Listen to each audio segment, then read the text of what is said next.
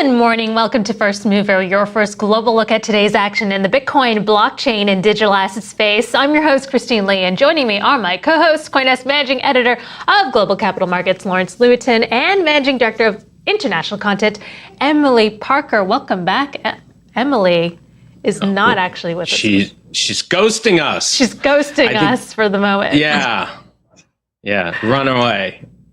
We'll get Emily back when we can. Oh, wait, there she is. Yes, Emily. There she is. Hey. We missed out on you for a couple of days, but now you're back. Thanks for not ghosting us today. Very happy to be back. Okay, great. Checking on Bitcoin, the CoinDesk Bitcoin price XBX index currently trading at $40,271. Bitcoin is trading pretty flat over the past 24 hours. And the CoinDesk Ether price ETX index right now at 25.89. ETH is up about 4% over the past 24 hours. The most reliable reference prices for institutions since 2014 are now published under the CoinDesk brand, trusted globally as a leader in crypto news, events, and data. All right, so looking at the markets, it's looking pretty flat. Lawrence, on the Bitcoin side, perhaps with the altcoins slightly up. Yeah, Seinfeld market. As I said, it's market about nothing right now. Still wait and see. We're trying to see what the Fed's going to do next. Are they going to announce a tapering to bond buying? Clues to 2023 if they're going to start raising rates.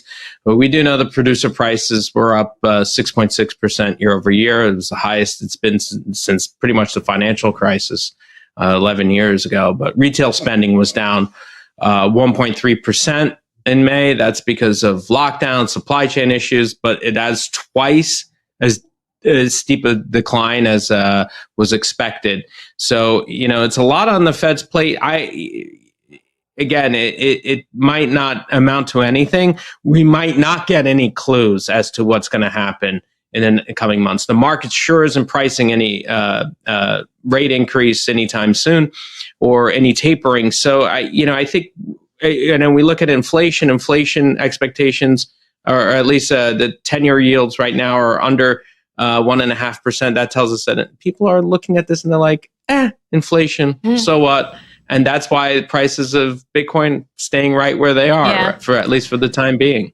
Looking pretty sideways, Lawrence. Emily, on the macro geopolitical front, China's foreign minister is saying the U.S. is ill, very ill indeed. The G7 had better take its pulse and come up with a prescription. China is unhappy with Biden's criticism for their policies on Taiwan and Hong Kong, which it considers domestic affairs. Perhaps does that have any effect on the crypto markets? Yeah, so it's interesting how this plays out in the larger crypto world. So I think what China is reacting to is the fact that the US is forming an alliance with Europe, to push back against China. And this is a very interesting aspect of this new administration because people thought Trump was tough on China, but Trump was relatively isolated on the global stage, whereas now you have the US and Europe sort of joining forces, and China does not like that. Now, this is relevant to crypto in the sense that China is developing its own central bank digital currency. And I think part of the reason for this is to counterbalance the power of the U.S. dollar and to reduce the power of the U.S. dollar and to reduce the power of U.S. sanctions. So that's how that tension is playing out in the crypto world. Interesting. Well, our first guest most recently appeared before the U.S. Senate Banking Committee last week to talk about the opportunities of a central bank digital currency. Joining us now is Professor Darrell Duffie, who teaches finance at Stanford's Graduate School of Business. Welcome, Professor Duffie. So you mentioned in your testimony last week that China's payment systems are more advanced than the United States. People are using WeChat, Alipay. China's developing a digital yuan partially to address those forces. Are there any risks of China developing its digital yuan being first to the market? Well, I think we already know that China's digital yuan is going to be first in the market, at least among major countries, CBDCs. They've taken the last 5 years to develop it, and they're first out. They're going to be releasing it at the Olympics early next year. And you mentioned in your testimony as well that there may be concern in terms of having a foreign or maybe an invasive currency out in the market before, say, a domestic U.S. currency could be released.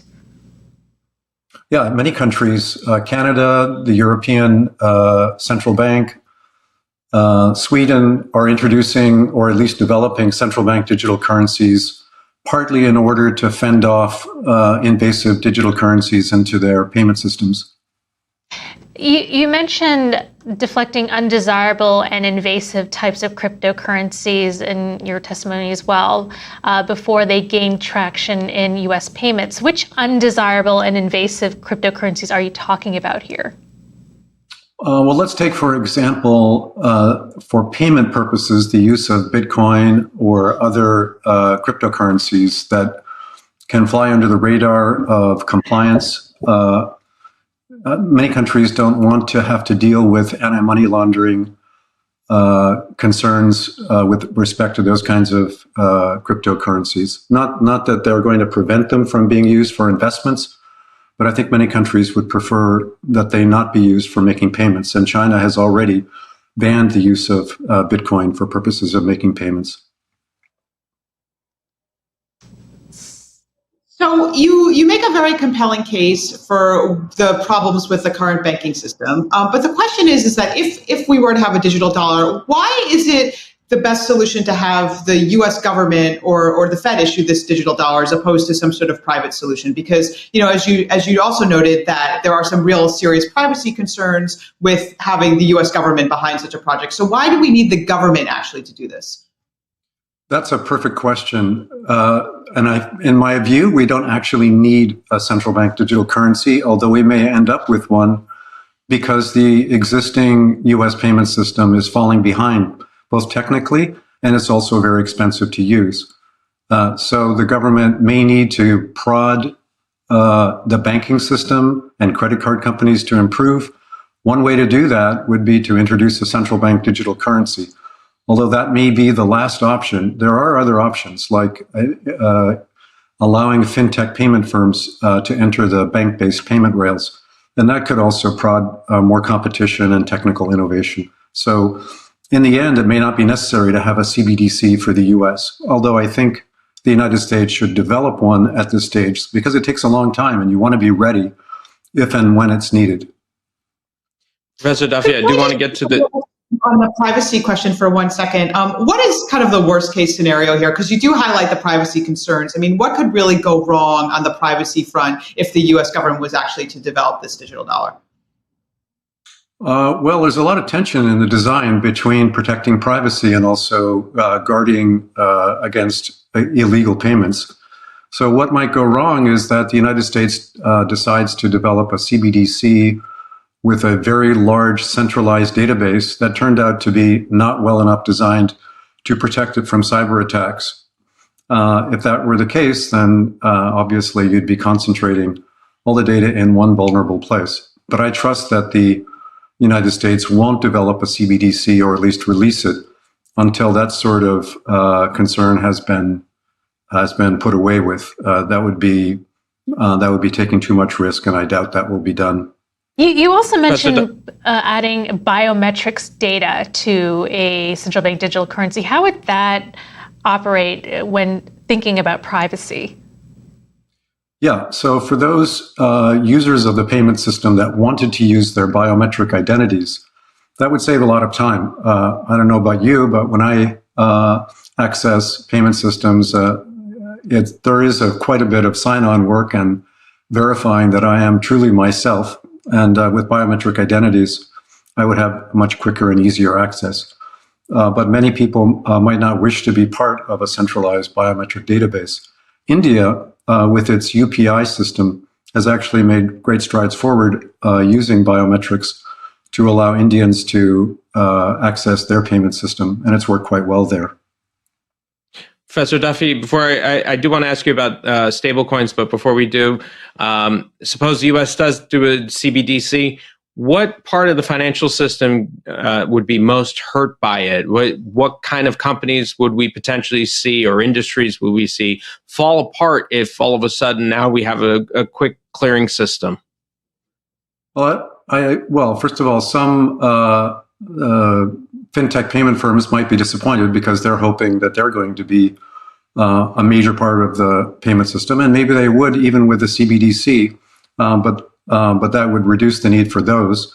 Bank profits would go down. It's not going to be devastating for them, but they're not going to earn as much profits from running the bank-based payment rails as they do now. Their credit card revenues in particular would be reduced because presumably consumers would turn to a CBDC if it was well designed. But I don't see any major, devastating impact on any particular firms or industries right now. Do you see a threat, getting to stablecoins, do you see a threat to not only the crypto markets, but to the overall market when it comes to some stablecoins potentially not having the assets that they claim to have on their books? That's one of the reasons that some countries are developing CBDCs. If a stablecoin, which is actually quite simple and effective for making payments, were to become a major part of the economy, then there would be concerns by regulators about whether those stablecoins are in fact truly stable. Tether, as you know, was subject to a lawsuit and had to disclose that the assets backing that particular stablecoin were not 100% safe. There's a substantial amount of commercial paper and other types of assets that are not guaranteed to remain at $1 per dollar. And so regulators would prefer that those sorts of stablecoins not be heavily used in the payment system. All right, very fascinating, and really interested to see how this potential digital dollar project develops as we receive a report from the Fed in the summer. Thank you very much, Professor Duffie, for joining us this morning. Thank you so much. Pleasure to be here. That was Stanford University finance professor Darrell Duffie. Coming up, checking in on Asia and the crypto markets update with Victory Capital.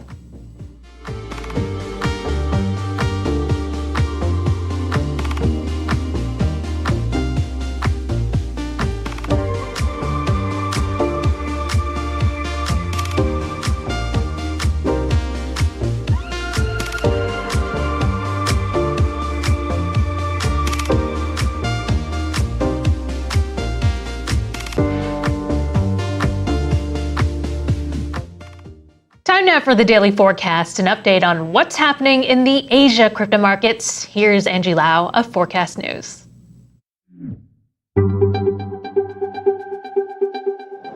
Welcome to the Daily Forecast, June 15th, 2021. I'm Angie Lau. Let's get you up to speed from Asia to the world.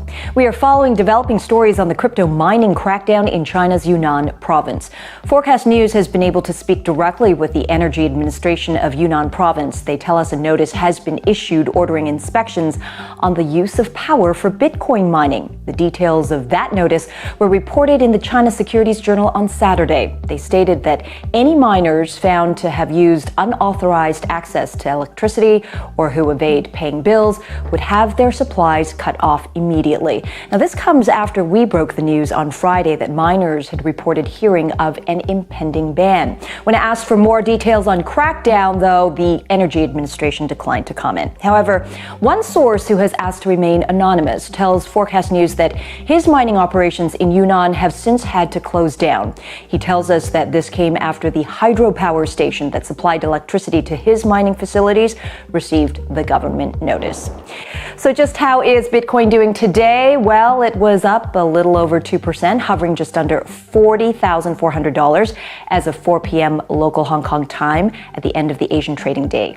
And in the top 10 for cryptocurrencies in a day of green across the board, the best performers were Polkadot, rising just over 15%, and Uniswap up almost 6.5%. And finally, South Korea's largest virtual asset exchanges are taking even more action as a result of heat from regulators that began earlier this year in March, demanding that crypto exchanges reapply to conduct business in the country under stricter guidelines by September 24th. Well, it seems like some are positioning to do just that. Some exchanges have issued warnings now to investors to be cautious over investing their money in certain cryptocurrencies. In fact, exchanges now say delisting some of these smaller altcoins could soon follow.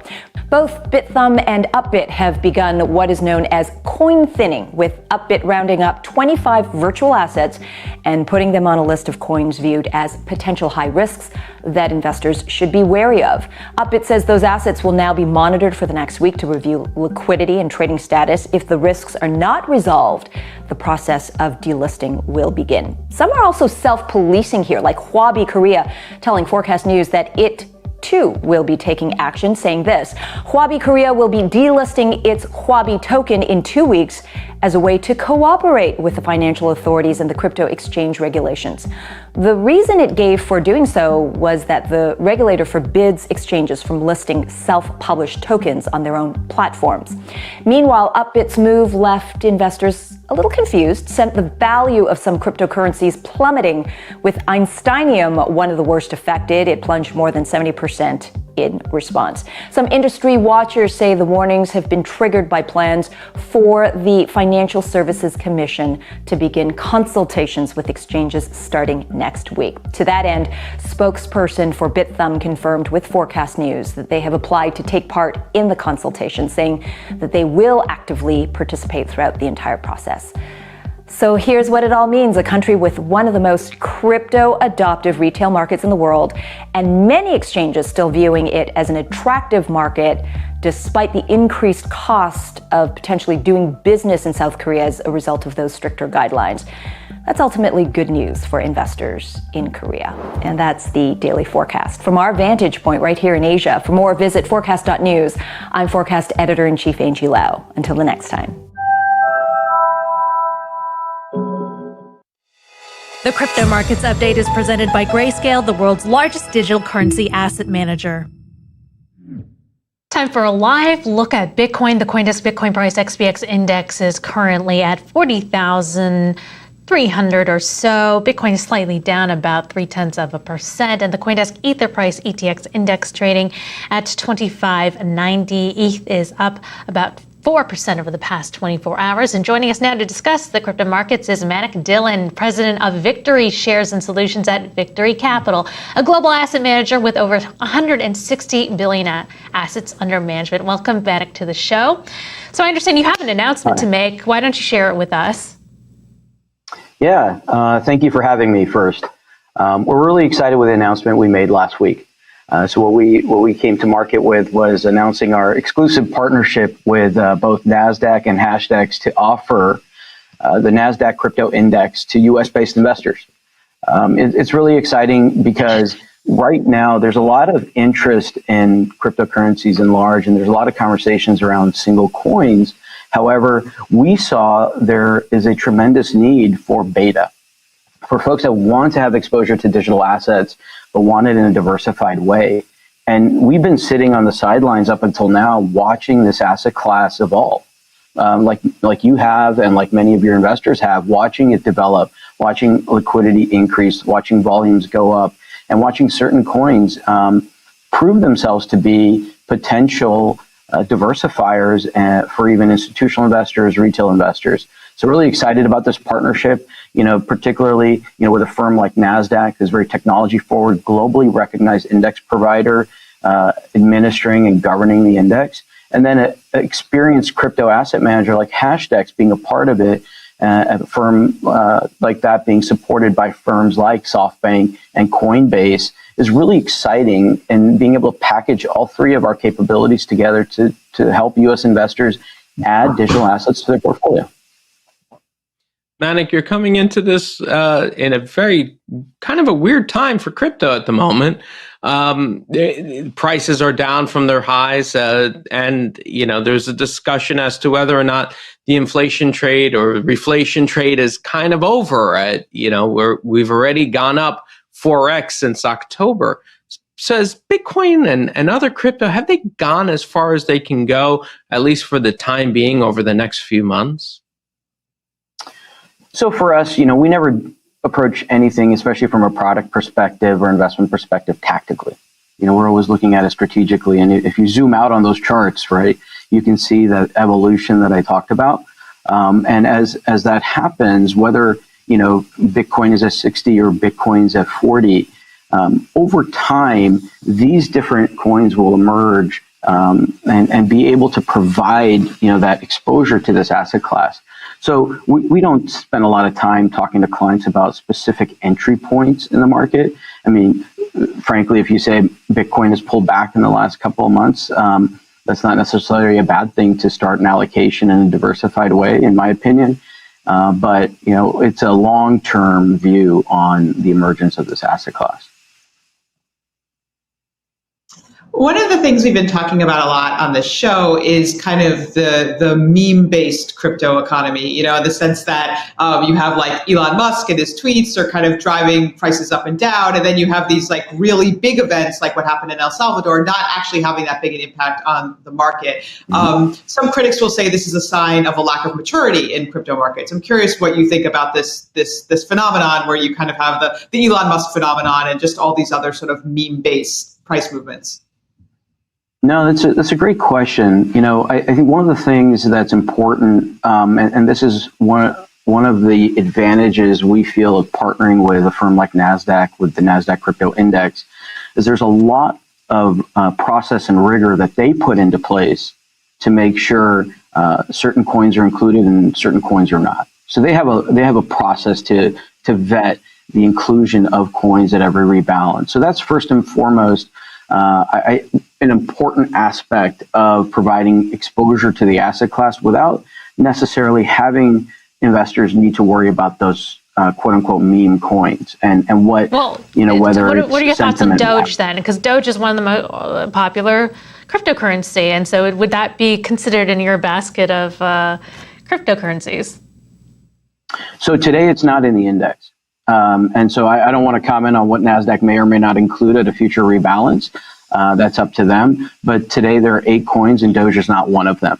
But I will say once Doge meets the criteria that they've set out and they feel it's appropriate to include in the index, it can be included if it's the right thing to do. Now, I think that's the important thing about the design of the index, which is really interesting. It's dynamic. So it's not limited to, for example, just the largest 10 or a certain handpicked basket. Coins are not capped at certain weights. They're market cap weighted. That's very important. So go back to other asset classes, go back to things like when emerging markets came out, go back to even really long ago and you had indexes like, the Dow and the S&P coming out to market to provide exposure and beta. That's what they've built. And that's a great way, in our opinion, for investors to start allocating to the asset class in a more institutional way. So, Mannik, who's your target audience here? You could say it's everybody, and that's pretty much what everyone will always say. But realistically, is it the retail client, or is it for instance, some of these treasurers who are looking at crypto as a potential inflation hedge? Some of the more cowboyish of the lot, rather than buying Bitcoin directly. Are you trying to market this to them as a way for them to put some of their assets in something that's kind of liquid? So we have an existing client base that's pretty well diversified. We cater to the institutional clients, such as those treasurers, asset owners, pension plans, and so forth. We cater to financial advisors and intermediaries. We also have a healthy direct-to-investor business. So first and foremost, what we'll be coming to market with is a private placement fund available for those institutional and accredited investors. But we think, like any asset class, and as we've done with other asset classes over time, we think there's a tremendous opportunity to bring this to a broader set of investors through perhaps different vehicles and broader set of vehicles. We at Victory are experienced in mutual funds. We have a very successful ETF business, for example. So we think over time that availability and that access will expand. Mannik, we just have to wrap, but I am curious, since you're a 160 billion asset manager, at least Victory Capital is, what kind of allocation are you advising for your clients? And 30 seconds, we got to wrap. Sure. We look for them to size and scale it appropriately. It's like other new asset classes. It's going to start small and build. Fair enough. A percentage, though, are you throwing out there? Well, it's not specific. So I think most clients that we've talked to are looking at anywhere from 2, 3, or 4%, something like that.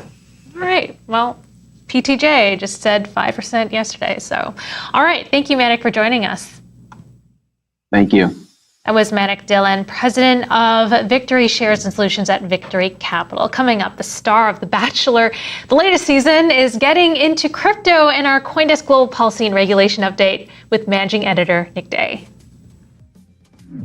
CoinDesk Indexes, the market standard for crypto assets since 2014. Our trusted data powers billions in publicly traded funds. CoinDesk Indexes are the standard used by institutions, and they're the key for investors looking to understand and access crypto markets. CoinDesk Bitcoin Price Index, XBX, has been instrumental to Grayscale, enabling investors around the world to access Bitcoin through a regulated, familiar product. CoinDesk Indexes enabled the early adopters to build crypto investment vehicles, and they're already trusted by a new generation of global investors.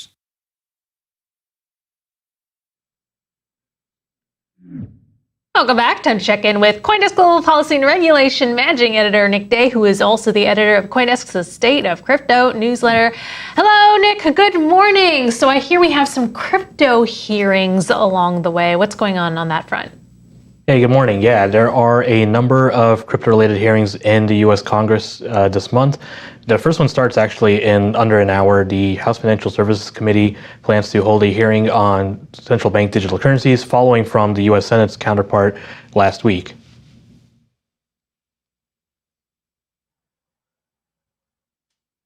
Hey. All right. Thank you, Nick. And we're also, I think you also mentioned to me earlier that there is a domestic terrorism report from the White House. What can you tell us about that?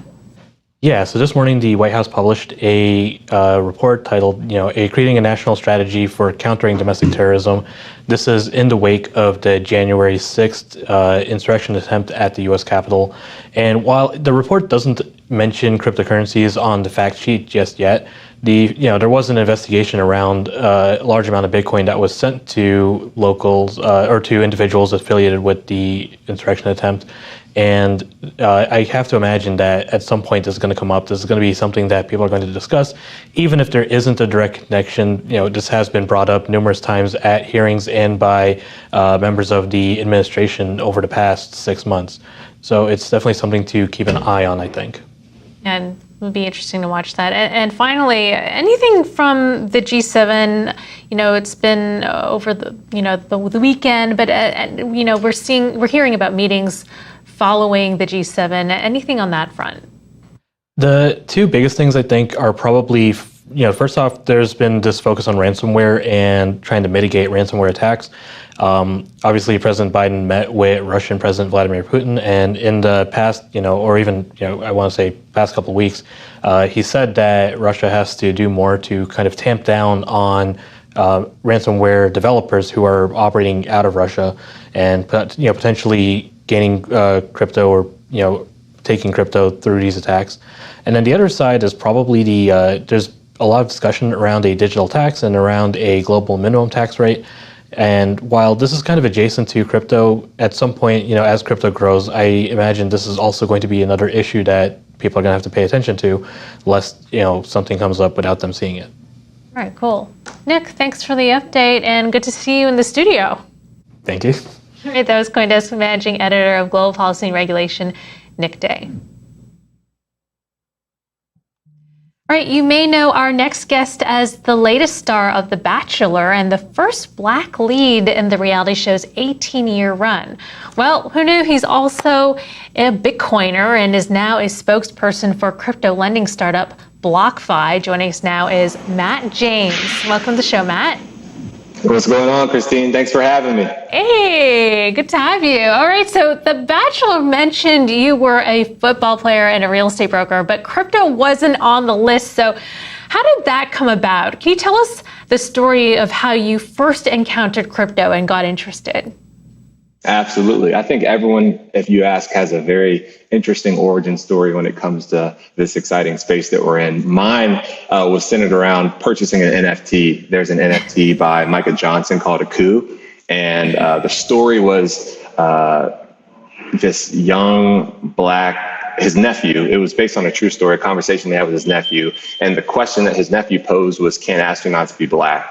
And it inspired Micah to create this what has become a figure for a lot of people in different communities about empowering people through this story that he's created around a coup. And I was trying to figure out a way to purchase it because it's something that I felt was a exciting point to enter the NFT space, something that resonated with me and was meaningful. And it looked like I would need to own Ethereum to do it. And I didn't know what Ethereum was. So I'm just, where do you go when you have a question? You go to Twitter. So I'm like, hey, Twitter, like, how do I go about purchasing this NFT? I want to get involved. And it led to a slew of people reaching out. One of my buddies, John Marbach, who I went to college with, had this, I'll reference The Matrix, this like, he posed this question. It's like, do you want in or do you want out? And I'm just like, I want in, I want to know everything. And we had this really incredible conversation, which led to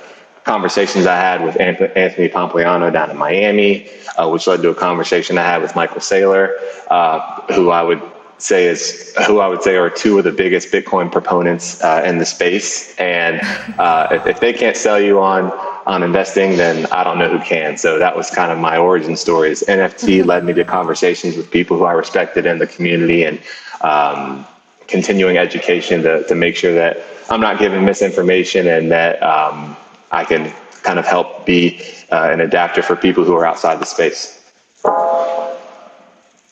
Thank you so much. Welcome to our show. So yes, you're talking kind of about this like ideal of crypto, right? Like kind of increasing financial inclusion and like bringing more people into the market. But I guess the question is like, A, like how does that work exactly? And B, is that really going to happen? Because now we're also seeing like a lot of these sort of big banks entering crypto. And like, I think there is at least some fear that crypto is just going to work like the pre-existing financial system, whereas like it's going to kind of help the sort of rich guys get richer, and you know, it's not actually going to lead to financial inclusion. So I guess I'd just be curious to hear like you spell out like how this is actually really going to bring more people into the crypto market.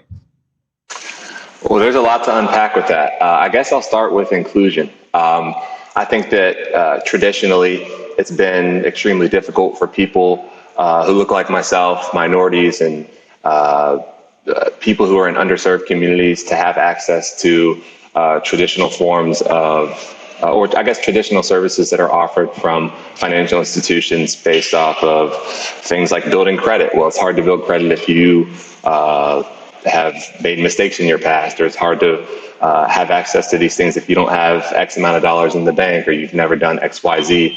And what I like about crypto is it doesn't discriminate against those things. And a lot of what I liked about BlockFi is their commitment to education and informing these key audiences that, for instance, watch shows that I was on that are interested about the future of money and how it works.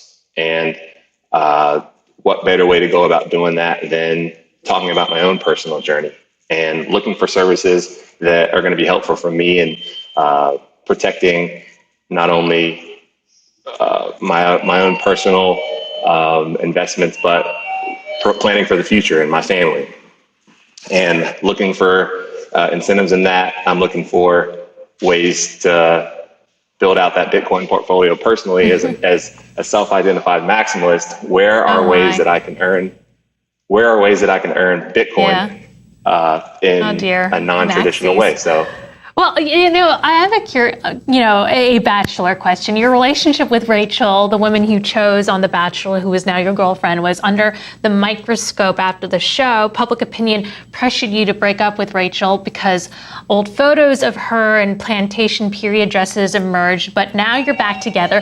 Can you comment what that's like for your relationship to be subject to public opinion sentiment, really, the way that memes drive stocks and the danger of that?